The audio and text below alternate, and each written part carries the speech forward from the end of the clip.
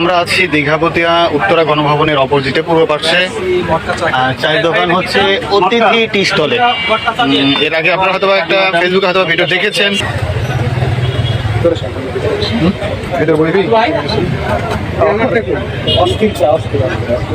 এখন খেয়ে দেখা লাগবে যে কেমন স্বাদ হয়। বন্ধু হচ্ছে যে ভেটেরিনারি চিকিৎসক। আমি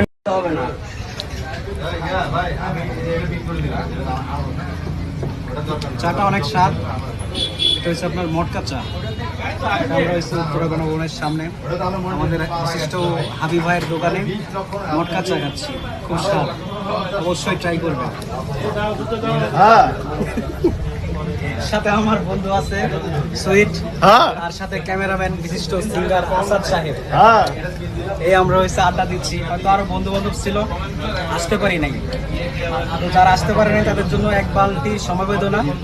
ঠিক আছে, কি বলো বন্ধু? হ্যাঁ অবশ্যই। সমবেদনা কি পানি দিয়ে না তেল দিয়ে? একটা হইলেই হয়। হ্যাঁ একটা হইলেই হয়। ঠিক আছে বন্ধু।